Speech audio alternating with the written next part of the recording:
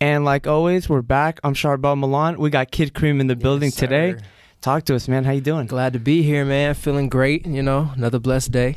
That's what I like to hear. So you're the first DJ we're having on the show. If you don't know, this show's about inspiring people to chase their dreams through having people like yourself on. Whether you're DJing, you're a fashion designer, business owner, it's about getting people to understand that we're all the same, and it just takes channeling your own ambitions, your own energy into what you want to do and getting there. What are some obstacles that you would say you faced when getting started with the whole DJ platform? First thing, definitely one of my biggest obstacles when I first got started was actually finding opportunities to get myself out there. You know what I'm saying? Because like when I first started DJing, probably 8 going on 9 years ago. 9 years? Yeah. Jeez, I've been DJing since like 8th grade. Wow. So okay. Yeah, it was a little while. But like when I first started, I was just DJing, here and there, like in my den or whatever.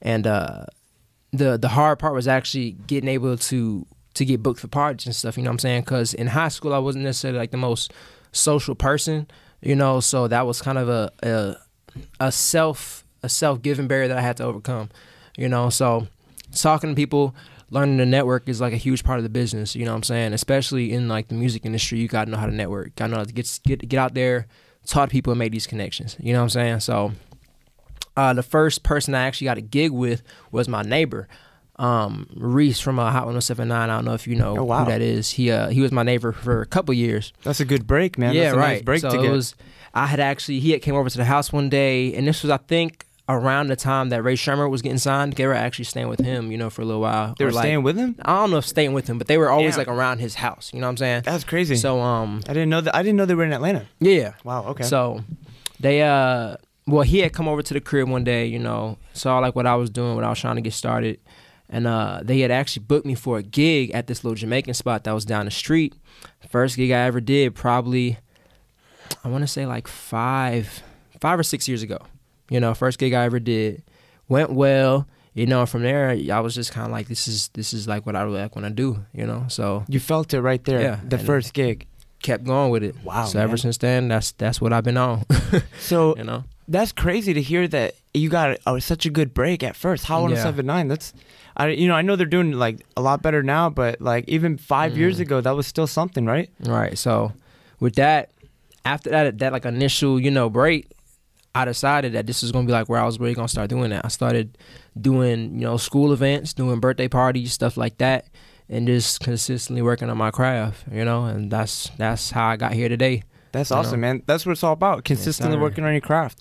Always. In the art of DJing, I've always wondered personally, is it more about having a diverse music taste or knowing like how to transition good pieces of music? Because So it's a little bit of both of that. Okay. It's a little bit of both of that because on one hand, yes, you have to be diverse in order to be one of the greats, I would say. You don't necessarily have to be diverse to be a DJ. There are DJs who specialize in one kind of music, and that's perfectly fine. That's okay.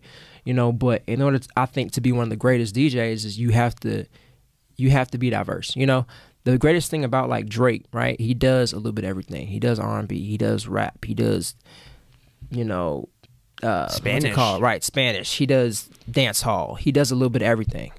And that's what allows him, to kind of be on top of all these charts, you know what I'm saying? Because he's built his reputation. He's shown that he can be a master of different crafts, you know what I'm saying? So as a DJ, when you can come in there and play some hip hop, mix that in with some R&B, mix that in with some dance hall, with some reggaeton, you know what I'm saying? Like, that's what makes you stand out. I recently did a party for an age range that was probably like, I'd say 25 to like 40. Oh, okay. Right? So it was a pretty broad spectrum. And it was jumping the whole time, you know what I'm saying? Because I was able to cater to the younger crowd, but also throw in some of the 90s jams, some of the 80s jams, some of the 2000s, you know what I'm saying? So when you're able to do that, you can rock any crowd, So that's what key. So what I'm getting is that you go out there and you feel it out. You have like your portfolio, your different areas, and you just feel it out. I don't ever have a set list of songs I'm gonna play. Like since I started, I've never done that. I just make sure that I organize my library beforehand. Every week, You know, I'm always downloading new songs, making sure my cue points and stuff is set. So really, I've done parties without headphones. You know what I'm saying? Oh, you're just in there yourself. As long as you know your library, you can do whatever you want. You know like where you want to go, how your stuff is set up. You don't need headphones. You can so how does that work? Are you hearing what's about to happen? Essentially, yeah. Oh, that's essentially what the headphones are for. That's what you the know. headphones are for. So when DJs are DJing and they have the headphones, that's so that they can listen to this track that's not being played out loud yet, while y'all are still hearing this. You see what I'm saying? And that's how they drop it perfectly. Exactly. Wow. Okay. So if you know your library, you don't need headphones. You can just look at it and say, all right, cool, this is coming up here. I need to drop that here, so it's going to be on sync. You see what I'm saying? So that just comes with practice. So, okay, so that comes with practice. Speaking of practice, did you ever go to any type of like music school or DJing school or take a course? Nothing? YouTube. YouTube? YouTube. I feel that, man. I feel that. YouTube. That was really it. I will say this. I was kind of blessed early on because, you know, when I was being kind of trained up, my stepdad, he was kind of the one who got me into DJing because he just happened to have some turntables that were sitting around. I was like, let me come mess with them. So one of the first things he taught me was you can't be a push button DJ, right? So I would what exactly is that? So basically, there's this whole debate that's been going on with DJs ever since the invention of the sync button, essentially, right? The sync button is a button that basically syncs up the BPMs of two tracks so that you can play them and they'll always maintain sync. You don't have to necessarily shift the pitch or anything like that. They'll just stay in sync, right? Real DJs don't believe in the sync button. It's like cheating pretty much. Yeah, essentially. Okay. So he taught me to kind of learn how to DJ without using that so that when the time came, you know, I could actually do it. You know, it also made me better as just a DJ in general because now that I have that foundation, I know I can use it and be even better. You know what I'm saying? Because even nowadays, what messes up a lot of DJs is like what I hear, you know, if I go to a party and I hear, you know, like a train wreck that people call whatever. Yeah. You know, what happens a lot of times is people depend so much on the sync button that they don't realize the science behind it, you know? If your tracks aren't synced properly, you hit sync, it's going to screw up your whole set. You know what I'm saying? So yeah. That's why I went to a party recently where the DJ went from playing, what was it? Oh my God. I think it was Lil Uzi to playing Miley Cyrus to playing EDM. And we were all just looked at each other. We were like, what? Oh, and it's not it. Yeah, no, I'm trying to remember what song it was exactly. I can't remember, but we were all looking around like, what the hell is going on? Like, it's lit. Probably what happened. It's lit, but we didn't know what was going on. It was weird because you can't catch the right vibe. Like you were saying, you can't really get into that mode. And the next thing you know, Hannah Montana's on, and you're like, or not Hannah Montana, but Miley Cyrus. And you're like, all right, yeah, I remember this one. And then you kind of feel that one out. And then, boom, you're hit with some techno-ass shit. And you're like, where are we going with this? Right, what's going on here? What's happening? I'm too faded for this. What's going on? Okay, so... Wow, that's crazy. So what barriers did you overcome in your process? Because, you know, just like with the podcasting, just like with some of the fashion designers I've talked to, some of the owners, you know, we all have obstacles, and it's all about overcoming those obstacles. And I can tell you've had a lot of obstacles that you've had to overcome. Still overcoming some, actually. I'd say one of my biggest that I'm still kind of yet to overcome, you know, like I said earlier, I'm kind of socially awkward, you know, like when it comes to like stage presence and stuff.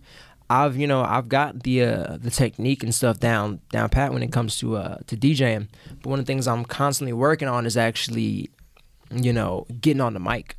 Oh, you know, okay, getting comfortable on the mic. Getting comfortable on the mic. You know, speaking to the crowd. You know, I can rock a crowd with just my hands, but that's really only half the battle. You know, because another big part of DJing is being an MC. You know, an MC. Yeah, master of ceremonies. Sorry, master of ceremonies. So I've never heard that one. You know, like when you know, like back in the old school hip hop days, when, you know, somebody would be DJing and you'd have somebody on the mic, you know, put your hands in the air, right? You know what I'm saying? To kind of hype the man. Crowd. Essentially, yeah, like a technical term for a hype man. That's essentially what it is. Yeah, hell yeah, I like that. So actually becoming that, you know, is one of the biggest obstacles. You know what I'm saying? Because in my personality, it's a part of me, but I kind of have to reach into like a different part of me to get there. You see what I'm saying?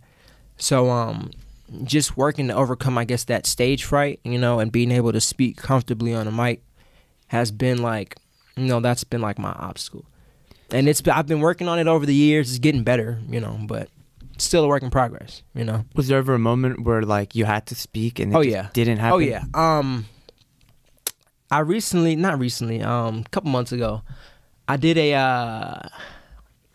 this one event, and I was unaware at the time that they were going to need me to MC the event as well, and I just kind of got thrown onto there. And surprisingly, it didn't go as bad as I thought it was going to go. And that's when I kind of realized, like, a lot of this is in my head, you know, like, when you actually get, it's like getting thrown in a pool when you don't know how to swim. You know what I'm saying? You get thrown in there and you start panicking, but then like you stand up. Oh, and you're like, oh, okay, well, I'm straight. It's not that bad. I was always straight. You know, right, okay. Exactly. So just kind of getting over that like initial fear was kind of the biggest thing. So now that I've done that, I've become like more and more comfortable actually just getting on the mic and speaking with people, you know. Another obstacle that I've actually kind of been dealing with for some years now, I actually have epilepsy. So if you don't know what that is, you know, that's seizures essentially. Do you take CBD? Sometimes, yeah. You know, Do you smoke by any chance? Yeah. That helps a lot, man. Especially the CBD aspect, but I have heard the THC helps, but mainly the CBD. Yeah, I've been definitely doing some research on getting into that. You know, I've got some CBD stuff at the house that I've been taking and stuff like that, because, you know, medicines and all that, after a while, you know, medicine's not designed to make you better. It's designed to keep you on it. You know what I'm saying? Yeah, get you on more. Right. So been trying to shy away from that and, you know, get on more natural, if you don't mind me asking, like that. How, considering that, see, this is really interesting. So you're a DJ and you have epilepsy, right? Mm-hmm. Has that ever been an issue being on stage with lights? Yeah, with lights. Funny you should ask. That's crazy. I never thought I'd meet a DJ with epilepsy. Yeah, that's what's funny. Wow. Actually, I DJ'd for Pantherpalooza this past year out in April. And it was funny because as I was on the stage, you know, I think we were getting ready to start like the actual show. So, you know, like they had started the clock for me to start spinning. And I saw that we had these bright ass strobe lights on the side of the stage, and I was like, "Fuck!" Oh my god! And so that's so scary, man. It is but that's kind of the funny thing is a lot of the anxiety that comes with epilepsy comes from the fear of like an attack itself, you know. So it's kind of like a snowball effect, right? Because it's caused by stress, but the actual stress of thinking of what could happen is primarily the stress. Right. That you see what I'm saying? So it's a weird thing, right? Wow. But I've also noticed that a lot of it is mental. You know, so actually taking some time to get your mental state correct, you know, that's a big part of it. I've never experienced a seizure. I've never been close to someone who had epilepsy. I have, and that's exactly what I'm getting. You know what's crazy? I actually saw my first seizure at work a couple months ago. A coworker of mine, she had a seizure. I didn't know she had epilepsy or whatever. She just had a seizure at work one day, and I was shook. You don't know. Keep going. Shook, because like my first thought was like, you know, that could be me type thing. You know what I'm saying? Oh yeah. So damn. And me, I've had seizures before, but I had never seen one before that. So being on like the outside look of it was like, this shit's crazy. You know what I'm saying? Holy shit, that's what's happening to me? Yeah. So after that, I was kind of shook for a couple weeks just because I was, you know, on edge just. And at the same time, it was around the same time, you know, what's the boy's name from Jesse? Recently passed away. His name died? Oh, R.I.P. Yeah, he had passed away from a seizure. He had a seizure in his sleep. R.I.P. So that, on top of that, I was like, oh, you know what I'm saying? So, but that's actually why it kind of inspired me, right? That's one of the things that inspired me to kind of rebrand myself, you know? What I'm doing now, I've changed my motto to Carpe Diem. I don't know if you know what Carpe Diem means. It means seize the day. Yeah. Right? So it's kind of a double entendre because, you know, when you have epilepsy, when you have any mental illness, you know, you kind of have to decide to take advantage of every day, of every moment. You know what I'm saying? Because first of all, you don't know if you're going to be here tomorrow. You have to choose what you're going to let affect you and how that you let that affect your day. You see what I'm saying? Same time, it's kind of like a little shout out to epilepsy because, you know, seize the day. Oh, right. Oh, exactly. That's lit. I didn't even think about that. So when you said double entendre, I was like, yeah, I was looking for it, but now I get it. Seize the day. Wow. Exactly. Okay. So I actually was working on getting some shirts designed to basically have that doubled up on the chest, one, you know, regular and then one upside down, so that when you look at it from an outside perspective, you see it. You know, I can see it on your chest. If I look down from my perspective, I can still see it. You see what I'm saying? So that way, like, if you're ever feeling down or looking down, you know, you can kind of actually look down. Self-reminder. Right. Self-reminder there just to, you know, keep a positive outlook on things. You know, so I'm trying to blow up and be the biggest epileptic DJ there is. That's really That's wild, man. I never thought I'd hear that. I never... See, I know what you're talking about when you were saying at work, because a year ago, I think it was a little over a year ago, I was walking home from class with a friend of mine, and he had a seizure. But, like, he didn't have epilepsy. So it was... Yeah, you don't have to It was have long. It was long, and the thing was, it was just me. It was just me, and it was weird because when I looked over at him and his eyes rolled back and he went into it, yeah, my first instinct was, you know, I had to make sure his head wasn't hitting the ground, right, keeping him from, and just all that kind of stuff. But at the same time, I could feel consciously that he had left. It was the weirdest thing. Yeah. I could sense that consciously he was no longer with us, and I was taking care of his body as an organism, or as, and then when he started to come back to it, I got that feeling that, like, oh, his consciousness has returned. Right. And it's always interested me since, because, you know, I rode in the ambulance to the hospital, spoke to his parents, made sure bro was good, you know, that's a good friend of mine, made sure he was okay. But after that, it was kind of like, yeah, it affected him a lot because, you know, he had to go see what was going on. Thank God everything was good on his side. He's been good ever since. And that's what we want to hear. That's a blessing right there. Oh, yeah, it is a blessing. But it left me... It really affected me the most because I was just like, first of all, I've never seen that. Second of all, I guess I reacted properly, but I didn't because... I mean, you did what you could do. Like, right? It's shocking to be, you know, from the outsider standpoint. You know what I'm saying? Because a lot of people, they see that and they don't know how to react. They go into shock. You know what I'm saying? Like, when my coworker had the seizure, we were in a room full of people and everyone just kind of like looked and was like, what the hell do we do? Right, yeah. You know, like what do we do? Like, what's happening? You know what I'm saying? Luckily, like, one of our other coworkers, his sister actually has epilepsy, so he, you know, got on the floor, called the ambulance, you know, and made sure that she was good and stuff. So she was around the right people. You know what I'm saying? That's always like a blessing to have the right people around you. And that's another kind of like initiative that I'm trying to get started with. This is to bring awareness to stuff like that. You know what I'm saying? Because knowing what to do in situations like that could help save somebody's life. You know what I'm saying? So, especially, maybe not even their life, but their condition after. Right. Like, if someone's smashing their head into the ground, that's... Can be bad. Major brain damage. Right. Wow, man. I respect that. So you're trying to push that? That's like part of your theme as DJing? I'm working on getting shirts and stuff out now. Wow, that's awesome, man. If once you get those shirts out, let me know. I'll get one for sure. Definitely. I'll get one. I'll rock it, man. I'll have it on the show. All that good stuff. We're always supporting. That was very interesting. I did not expect to hear that from a DJ, especially with all the lights, and even at the event when we met. Even like it's a constant, you know, thing, you know. Even that's another thing though, is like I'm trying to also show people with epilepsy that you can't. First of all, there's a lot of like embarrassment that kind of comes with it, you know what I'm saying? Because when you're in certain situations like that, you don't want to have to be the person that's like, oh, we can't do this and that because, you know, you know what I'm saying? Like, but at the same time, deal with the lights. Right, you know, or like roller coasters.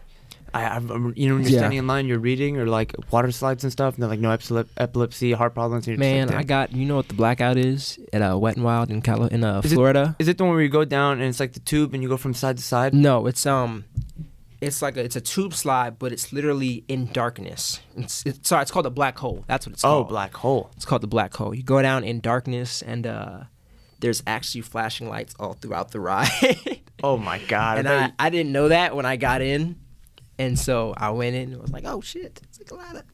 Did you just close your eyes? Yeah, basically. Yeah, smart. that was essentially. Yeah. So seizure with water. Oh Yeah. God, that's even worse, man. Yeah, it's crazy. That one's even worse.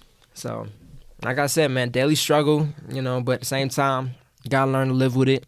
You gotta keep a positive outlook on things, and that's all you can do. You know? That's really good. That's exactly what we're trying to reinforce here on the channel. You keep a positive outlook, you keep pushing, and even if you hit an obstacle, you don't stop.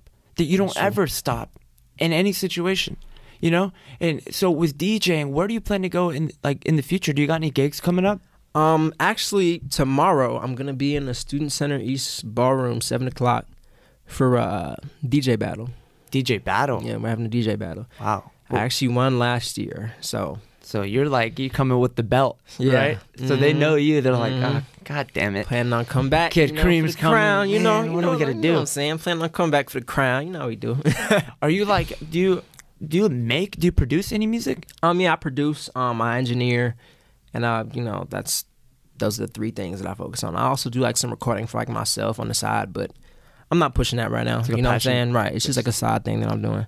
But yeah, I do produce. You know, I've produced some songs for artists and stuff like that. What kind of artists? Nashby, he's also a student at Georgia State. I can't think anymore. Or like what kind of genres? Hip hop, really hip hop for the most part. I'd say I've done like some R&B tracks, but like a couple, not really like a lot. You know, I haven't been producing as much as I was originally, just because I've been so focused on the DJing aspect of things. So, but you know, still doing it, just not as often.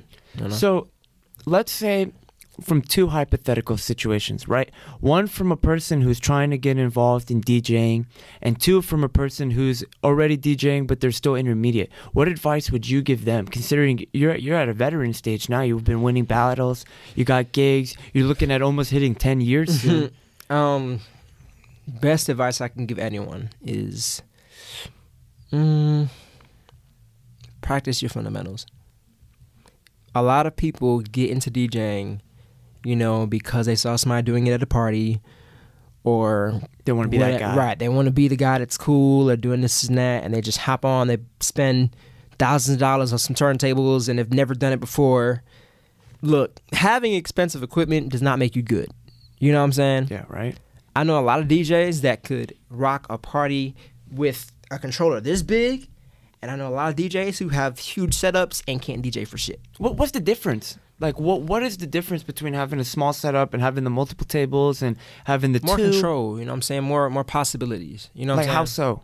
Because a lot of bigger controllers, they have, you know, more buttons, more knobs, just more things that you can do. You know, oscillators, effects, different stuff like that. So just you know? to like, so it's creative control. Creative control. Okay. That's creative. So it's control. Almost throwing like a taste on it. Right. You know, a bunch of extra stuff. But like I said, if you don't have the fundamentals, then that's you see, it's just more confusing because you don't know what the basic stuff is. You know, you got to get the basics down, and by basics I mean literally 1 deck, 2 deck, mixer, crossfader. Like that's all you need. Your fundamentals. If you can get that down, no buttons. When I first started, I literally spent hours in my den, right? With I had a Newmark MK1 mixer and 2 Denon S3700s. They were those are basically motorized platter turntables, not like vinyl. You know, yeah, like actual, the ones that keep spinning with the beat. Yeah, it wasn't like the actual old school joints, but it was a controller that had a platter that turned. So it was kind of resembling that, so I could kind of get the feel for how those worked. Okay. And I literally spent hours, you know, not using cue points. I set up one cue point at the beginning of my track, you know. By cue point, like a reference? Like a point that I could hit and bring it back to like the top of the track. You know what I'm saying? Oh, okay. That's really, so you're working from there exactly. forward, and then if shit hits the fan, you go back to the cue point. Exactly. Okay. And I would practice beat juggling. Beat juggling, what that is actually, you know, playing with the beats by going from this side to that side and vice versa. You know what I'm saying? So I would and just practice doing that over and over for hours. Just this same 2 beats, flipping it back and forth. Flipping that and just getting comfortable literally doing it on the technology. Because once you do that, you can do anything. I feel like people overthink that, man. They don't do overthink it. the fundamental. Like, you think that, like, all right, I need the best music. I got to know the best things to correlate. I need the best equipment. Helps. You know, it helps, but knowing the fundamentals, that's gonna get you far in the long run. You know what I'm saying? I actually had a bro who, a DJ Champion. You know, shout out DJ Champion. But he, DJ Champion. he just went to Scratch School in Florida this past. Scratch school? Yeah, DJ school? DJ school, essentially. Okay. Yeah. You know, like 2 days ago. You know what I'm saying? Because, you know, he decided that just like he wants to do this. You know, so he went to Scratch School, learning the fundamentals, learning the actual what you need to do to be great in the long run. You know, and I respect that. So that would get someone up to speed to where you are, but you just developed the craft over years. Yeah, just practicing YouTube, and just run into a problem, fix a problem, run into a problem. That was YouTube's it. crazy, man. How do you feel about YouTube? YouTube is great. YouTube is a cheat code for everything. Like, YouTube is a cheat code, man. I swear, it's ridiculous. You can go on YouTube right now. If you wanted to learn how to make fucking crepes, you can go to YouTube and learn how to make crepes. Like, you want to know something funny? What? When I was in 7th grade, right? I was just, you know, my parents were getting divorced at the time. I was trying to look at any way to piss them off. I'm dead. Right? I made a prison-style tattoo machine. Tatted myself on my leg. Tatted my homie on his thigh. Wow. Wait a minute. How? Wait, how? All right. I'm about to release the juice right now for everyone listening. If you want to make a tattoo machine, I didn't tell you to do it, but so you get like a clock off the wall, basic anything artsy, pretty much a basic tape recorder, anything, right? You go outside and you smash it to the ground, and then you're gonna find these little motors inside of them. And I mean, I got an eye for those motors. Like, I know which ones I like for which type, because, you know, I was a weird kid, but any motor will work. And so you want to, you know, get the motor, but you don't want to. The first thing I did, I messed up. I ripped the motor out. You want to have some of the cords, the 2 cords coming out. You want to make sure you cut at least like 4 or 5 inches of them. So you get that, right? And then you get a spoon and you bend the shit out of it until like the spoon part comes off. Then you toss that. Then you just bend the actual spoon until you get like an L. So then you got the L. You put the motor on top, right? And you tape it down. Now the motor just has the thing that comes out of it that's just spinning. Like, what are you going to do with that, right? So then you get a button off of a shirt and you put one of the holes of the button inside of the motor, right? And so you have that. Then you get a pen. I like the Sharpie pens because they had that really fine tip. And so what you do is you get a pen and you get the ink thing and you empty that out. And so then there's a lot more creative ways to do this, but I'm talking legit prison. You get the needle, you put it in the little plastic pen tube, and you heat it up, and then you just pinch the hot plastic together. You might burn yourself a little, whatever. And then so you take that, and you drill like a little hole in it, right? You drill like a little hole in it. And so then you get a paper clip, and you attach it to that, and you bend it at like an L. So then you have the L, it's in the ink tube, you got the needle, you put that in your pen that you taped to the long side, right? And so then at the top, you take that little paper clip, and you put it on the opposite hole of the hole that's inside the motor. So then when you plug it, you get like a phone charger, you strip it, connect the wires, twist them together, put some electrical tape.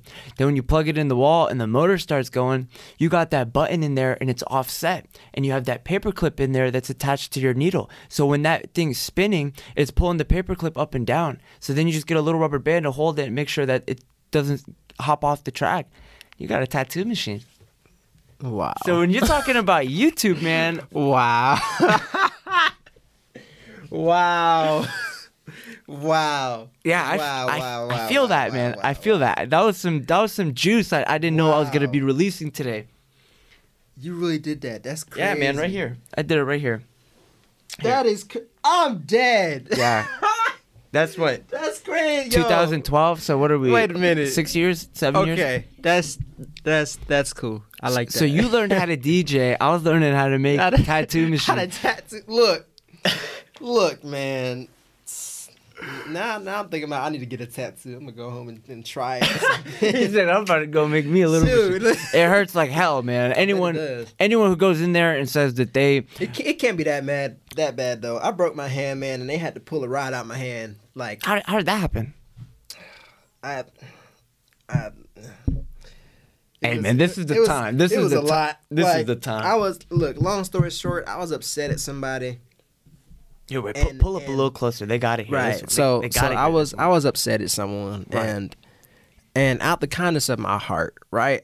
I didn't want to hit them. I was really pissed, right? I see where this is going. I don't fight people unless like I get to a certain point. You know what I'm saying? I'm not like a necessarily a violent person. So for me to get to that level, it takes a lot. Or unless you're hit or threatened. Right. You know what I'm saying? Course, but like just like verbally, like it takes a lot. Ooh, you know what I'm saying? Some people push it, man. So I was like, I got to that point, but at the same time, like this is actually at my house, right? And so I was like, I can't hit like them because it was actually like someone in my family. And so I was my like, God, that's when it's even worse. Yeah, right? Your house, I was like, family. I can't hit them because then I'm gonna get in trouble for that. You know what I'm saying?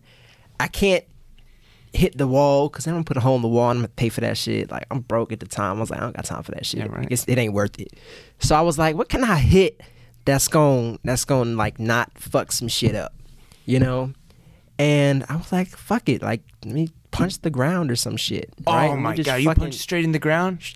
In my defense, right? Look, I've done it before, you know, but I forgot that at this time I was in the basement and like under the floor in the basement is straight cement. Straight. So, because like if you're on like the second or third floor, you know, like it's just what like wood and like insulation and shit. Like might pass through. Right, some wood is not gonna fucking break your shit, you know. Yeah. I punched cement, and I completely as hard as you could. Yeah, like I just. So that thing right there, that's yeah. Damn. I straight snap like my pinky.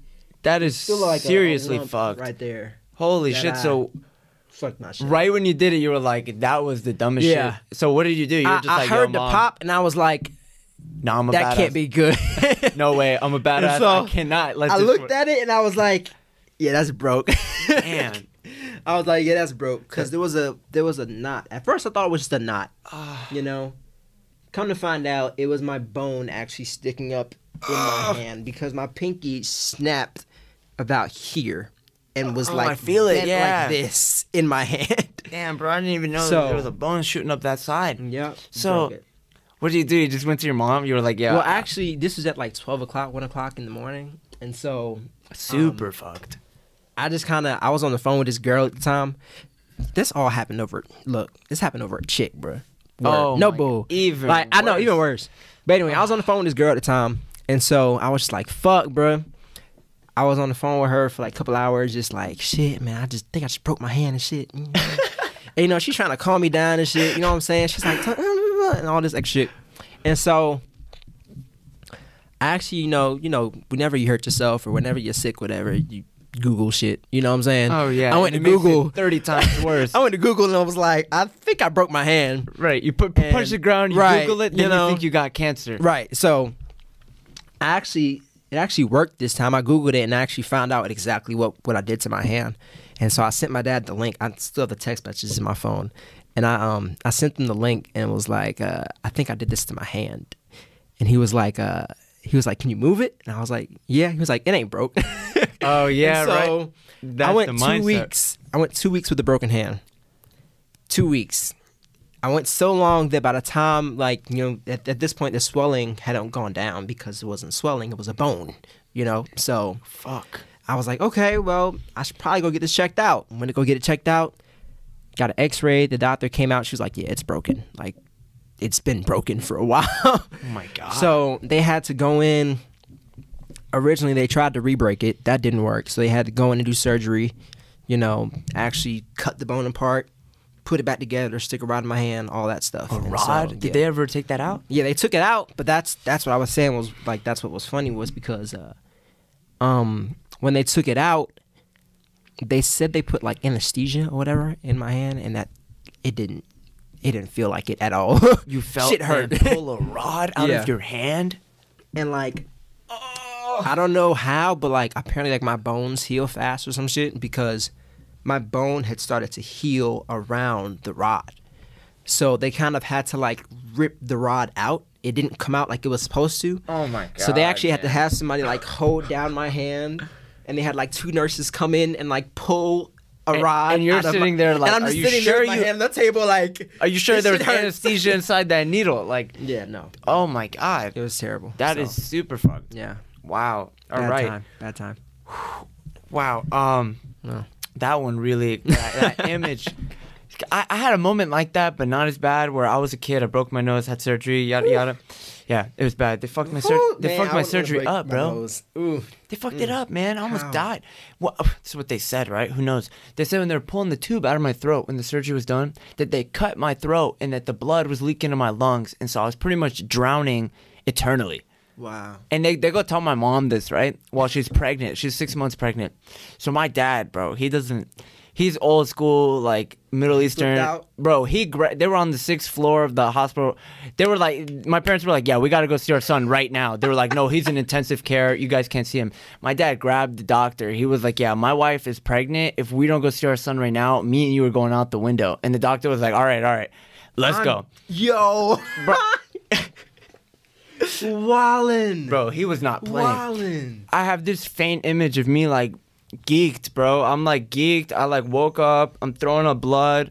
And I don't know what happened. I'm like, oh yeah. I was like, this is surgery. It was my first surgery. I was like, this blows. So you'd think we'd be a little better than this shit. I'm throwing up blood. Surgery's not fun. And as a kid, I heard if you throw up blood, you die, right? So I was tripping.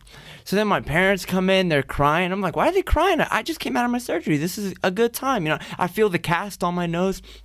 And this lady, like, she, like, keeps telling me not to take off the gas mask. And I'm like, dude, fuck off. I'm about to throw up. Like, so I ripped the gas mask off, and I puke blood. And then I go to take a breath, and I can't. And I was like, oh, shit. And I put that thing right back on. And I laid down, and I was like, okay, this is bad. Something's wrong here. And so, anyway, long story short, when they were pulling the IV out, right, they pulled that shit out like you said, right? It, like, wouldn't come out or something. Or I forgot what was going on. She said if she said the way it was in, it was gonna like start shooting out and stuff like that. And so they had other nurses in there. Yeah, they had other nurses in there holding me down while she was pulling it out, and it started shooting blood. Man, I'm in 4th grade. I'm like, yeah, this is it. That's all that was. This is where I die. That was all that was written for me. So I feel that, bro. And they're bullshitting, talking about, yeah, you won't feel the thing, and then you're in there like, it's are not you sure? Pain. It's pressure. Pain and pressure are the same fucking thing. I don't look. It's the same shit. Like, wow. It still hurts. That's you know, it still hurts. Whatever you say, it hurts. That's wild, man. So I don't even know how we started talking about this, but that's tattoos. That's crazy. Tattoos. That's what it was. Yeah. Tattoos. Ooh, I might regret saying. I gotta age restrict this video. That's what's gonna happen. Anyway, so back to what we were talking about, man. I mean, dude, you got a great energy. Like, I can tell that when you've gone in certain environments, you've attracted people that have led to more business and more business. Like, how would you say? How would you inspire people to get out there, man? How would you inspire people to do what you're doing? Because, I mean, we linked up. We're having a great time right now. Bro, I've had people on, and it's like, I got to work them. And I'm having a great time. But, like, some people are like, they're really, what's the word? Not restrained, not restricted. Like, I don't know. Closed off. Yeah, kind of, I guess so.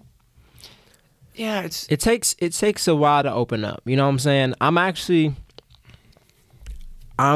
like an introvert extrovert. I don't know if there's a word for that. Hybrid. Right, you know, like I'm real open as long like and initially I'm closed off, but like if you get past that barrier, then I'm like, yeah, you know, like we cool. You know what I'm saying? Like, yeah, right? You good people, I'm good people.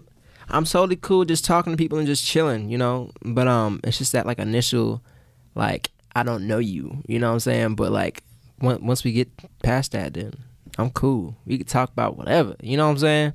And so, what would you say is big for people out there who are trying to DJ, trying to do music, trying to do anything, and they're passionate, but they're struggling with the same things you've kind of struggled with, where it's like the social aspect of getting out there is like, damn, you know, like I can rap good in the studio, I'm good behind the camera, I'm good behind the turntables, but that interaction, that human interaction, how have you overcome that? Like, what would you say to inspire somebody listening right now that's like, and I mean, thinking they're in a screwed situation, but they're not because you never are. Right. You know how the mind.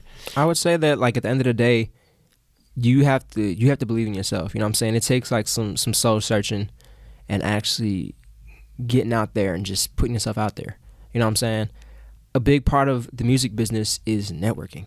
So literally, if you can't network, you're not going nowhere. Like that's just a fact, you know? So I had to kind of overcome that and just put myself out there, go to parties.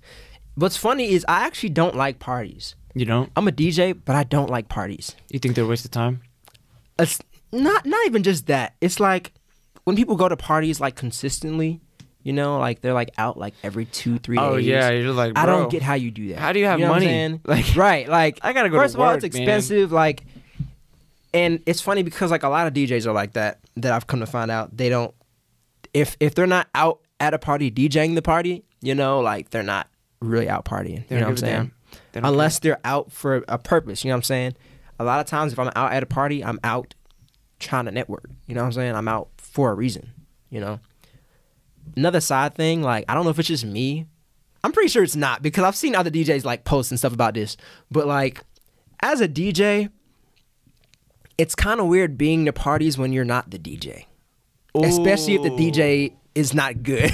Ooh, you know what I'm saying? I see what you're saying. Because then it's like you go and you're like, you know, fucked up this transition like 4 times. Like, you know what you're right, what and you're like, hear. bruh, like, come on, bro, you fucking up, like, you know what I'm saying? Damn.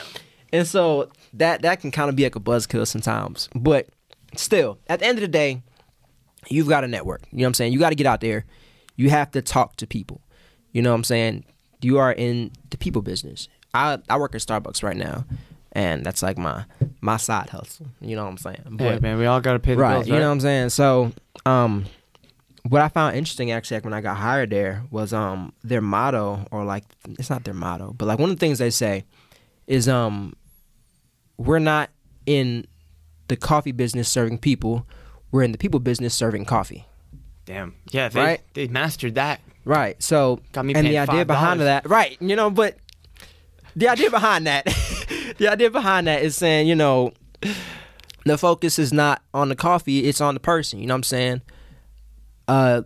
What's supposed to happen when you walk into a Starbucks? Starbucks is like the Chick-fil-A of coffee, right? You know, you walk in, of coffee. You're greeted by people, you know, you develop relationships with people, you know, like you learn their orders and stuff like that. And you build rapport with them, you know, and that's how you kind of make it. By building a personal connection with people, it just makes the experience better. You know what I'm saying? I've actually made some relationships with people just through working at Starbucks that have, like, you know, just been proven valuable. You know what I'm saying? Like, wow. I meet somebody and, like, they walk in and actually, like, brightens my day. You know what I'm saying? You're like, yes. I'm like, hey, Bob, or whatever, you know, like, you want your latte, or, you know what I'm saying? Like, and it's just people that come in and, like, you have that connection with them. You know what I'm saying? Peppermint mocha, team peppermint mocha. Like, so, do your thing. You know what I'm saying? So, yeah, like you have to get into the business of actually talking to people, you know, because a lot of your connections, there are going to be some people who, you know, who don't mess with you in this world. You know what I'm saying? There's going to be some people who are out to get you, but at the same time, there's people who want to see you win. You know what I'm saying? I'm personally one of those people who, like, if you're genuinely a good person, you know, and I get that vibe from you, I'll do what I can to help you out. You know, if I see that you're working hard and that you're trying to do something, then people want to help people who help themselves.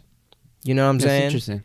For instance, if you see a guy standing on the side of a road, right, with a sign up or waving or whatever saying like he needs, you know, help pushing his car somewhere, are you going to get out the car and help him push his car? No.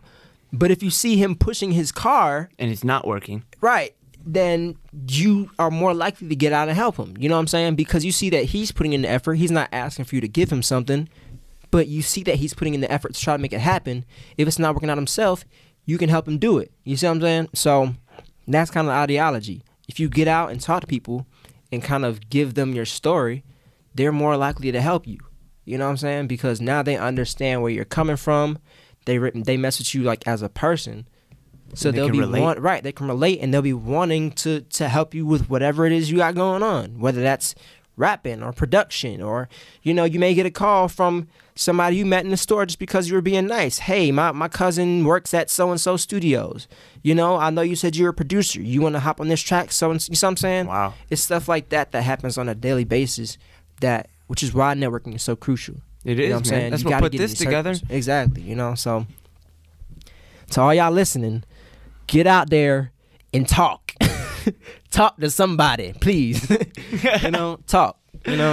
So yeah, that's really that. That's powerful. That's what people need to hear. They need to believe in themselves. They got to get out there, because no one's gonna do it for you, man.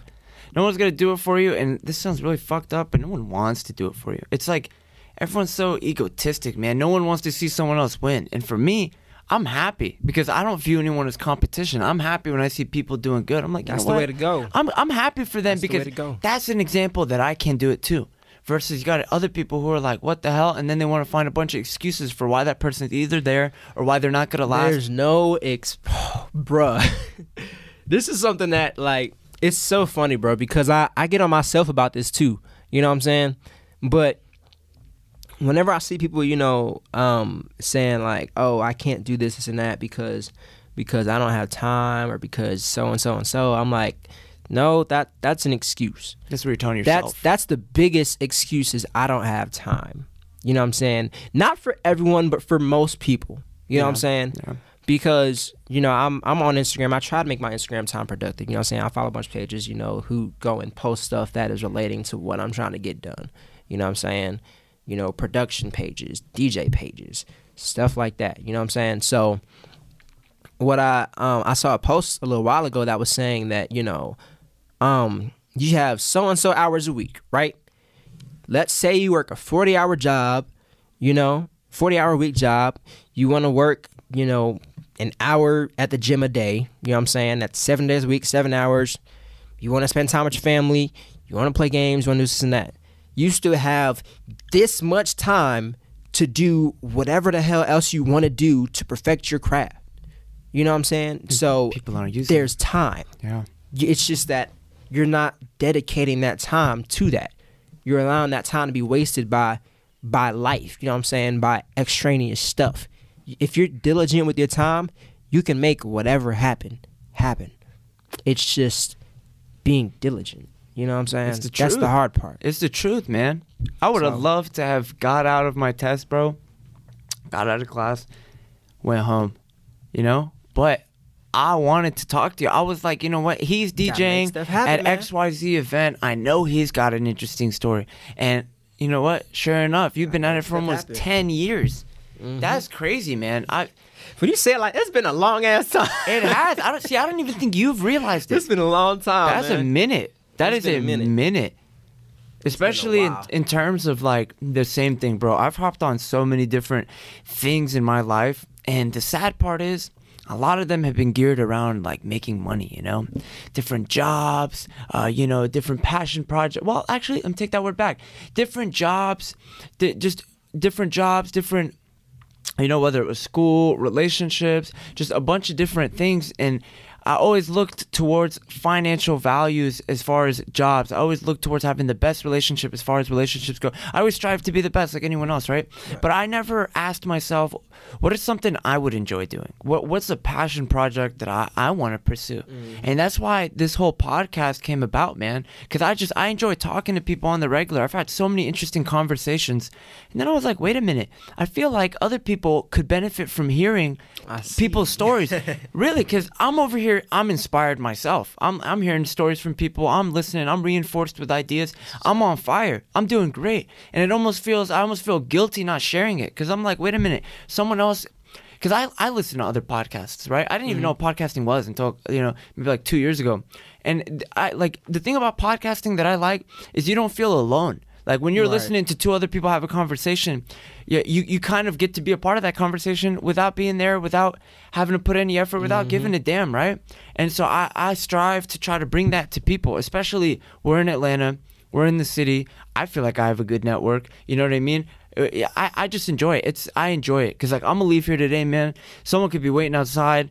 They're texting on their phone, and I'm crossing the road, and then boom, I'm dead, bro. You never don't know. Like, but once you lock this that's in, true. it's done. Well, once I have this conversation with you, that's set in stone. Like, we're both gonna go off on two different paths. Who knows where we're gonna end up? Hopefully for the better, of course. But that I value. I feel like what I'm trying to get at is, I feel like in life we've mastered a lot of things, man. You can get in this. Plenty of relationships nowadays. You can find a job in endless different fields. You can do a bunch of things. You can trade currencies. You can buy gold. You can buy a computer. You know, you can be in a studio like this one making music. But I feel like the commodity that people don't value anymore is spending time with another human being, human interaction. That's why that's why the show is called A Time Shared. Because we're just sharing some time right now. That's the only true. value we're bringing, is we're collaborating on time. Everyone that listens to the channel, everyone that's been here since the start, I like to refer to all the people as intellectual collaborators. Because if you have something you're passionate about that you're bringing to the table, I find that to be intellectual. And if we're here together, we're collaborating. I'm not a motivational speaker. I'm not a podcaster. I don't look at you as a DJ. I look at you as an intellectual collaborator. You're reinforcing my ideas. I'm reinforcing your ideas, and at the end we're both pushing the team of people who are listening that are like, you know what, I don't care to hear that I can't do this, or that I got to do this, or I got to buy a course, or you got to follow this page and the top 10 ways to be. It's all a bunch of bullshit, man. Because if that person actually knew what the hell they were saying, they wouldn't be making a course. They wouldn't care to teach you. If someone could trade Forex and make 40 grand a day, why the fuck would they care if you're paying $120 for a course? Who has time for that? You know what I mean? Yeah. The same way, like music. Like some of the best artists, man, the ones that are really successful, you find are the ones helping the other people out, that other people break through. And I respect that, because they're valuing the moment. They're not looking at it as and a they're business. also the most underground, which is what's funny. Yeah, and There's not a lot of valuing underground people that are popping, you know, And they never that get a you chance. probably never heard of. You know what I'm Yeah. saying? Because they've got that fan base rocking. They've got their merch going. You know what I'm saying? They're doing their thing. They're just not on the mainstream market. You know what I'm saying? And But it's they're still better. rocking. It's better because they don't even care about the money. Right. You know? You ain't It's a got passion. no pressure from the media, from the world, people, whatever. You know what I'm saying? You can just do your thing, Yeah, have just- fun, and just follow your passion. Like, honestly, that's what I'm trying to be. I don't want to be famous. You know what I'm saying? I don't want to be famous. I just want to. I've always said that, like, my goal, as far as music, DJing, whatever the case may be, as far as life, I just want to be able to do what I love and make enough money to support my family. That's it. Right. If I can do that, I'm good. You know Right. what I'm saying? I'm set. That's all I need. And there's nothing wrong with a network. There's nothing Right. wrong if you look back and you're like, oh, wait, I got XYZ followers because I'm doing something. Exactly. And I'm inspiring others. There's nothing wrong with that. But fame in general, fuck that, That's dude. for the birds, bro. Yeah, fuck, That's for the birds. Fuck that, man. Like, birds. That's why Summer Walker was like, look, this shit ain't for me. that's like having, like, I don't even want to say this, but, like, that's like having cancer, dude. If you ask me, you gotta, like, actually, that's horrible. That's like getting shot or something. I don't know, man. It's like something you gotta live with forever. Yeah. And then long term, you're like, damn, that probably wasn't a good idea. But I'm still over here. It's like Disney stars when they become stars when they're kids, and then no one takes them seriously, and they go crazy as adults. It's the same shit. Yeah, you bro. know? But do you blame them? I feel like that'd be You me. can't. Right? Everyone's like, shut the fuck up. You're XYZ from Right. 10 years ago. You're like, bro, that was Like, I feel like all the Disney stars go crazy by the time they're like 21. Like, I don't know what it is. I know, right? They all go crazy. That should be funny. Bro, it's their 18th birthday, bro, when all that money hits their Fucking- account. When remember, mom and dad are like, Miley "Damn." Cyrus fucking went. Well, she went crazy on the whole Turkey thing, and then what's his name? Mitchell. What happened to Mitchell Musso or whatever his name is? I think it's Mitchell Musso, Oh, right? that guy, Rico, was his name? Yeah. On the show, right? Mm-hmm.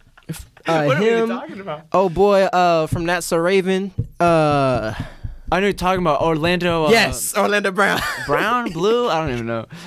Yes, bro. See, it's too much. That fame get to your head and it screw you up. You know what I'm saying? Fuck Like, that, bro.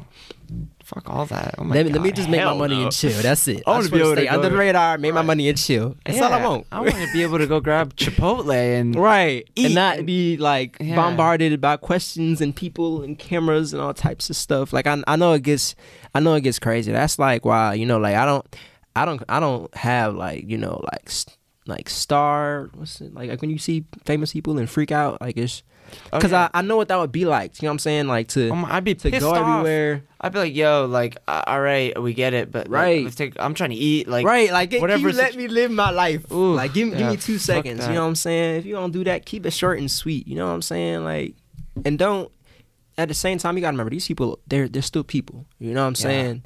If you go up and shove a camera in somebody's face, whether they famous or not, you know what I'm saying? If you get punched, like, you can't be mad. Yeah, you can't be mad, because like, it's still a certain level of respect you gotta have. You know what I'm saying? So I feel like I'd be paranoid personally. I wouldn't like it because I feel like I'd like, I don't know, hit a joint or something, and then like people are got cameras at me and stuff. I'm like, oh my god, this is my life. It's gonna be a lot. I don't even know. Hey man, look, believe it or not, bro, we've been going for about an hour. Really? Wow, yeah, that's crazy. That's what I'm saying. So listen, man, I want to thank you for coming on. I want to thank you for inspiring people, and I just want you to know that everyone listening, bro, they back you, bro. So if you want to go ahead and shout out all your pages, how people can get in contact with you, and how people can, you know, hire you as a DJ. Okay, so if y'all want to follow me, y'all can follow me at DJ Kid Cream. All right, it's at DJ KIDD KREME, Kid with 2 D's, cream like Krispy Kreme. It's real simple. All right. Krispy Kreme. You can book me, like, if you follow my Instagram, all my booking information's on there. You know, you can find me, follow me. I follow back, you know, for all of y'all who are into all of that. I follow back. Shoot me a DM, shoot me a text, whatever is your preference. Like I said, I got a show coming up on Thursday with a couple friends. So follow my page, find out more about all the events I'm doing. Stay tuned and all that stuff. I'm gonna be having shirts and stuff coming out soon. Remember, guys, Carpe Diem, seize the day, and yeah. Oh yeah, man. There's nothing better to say. I'm Charbel Milan. I'm DJ Kid Cream. And this has been a Time Shared Live. Thank you so much, boss. Man. It's been great.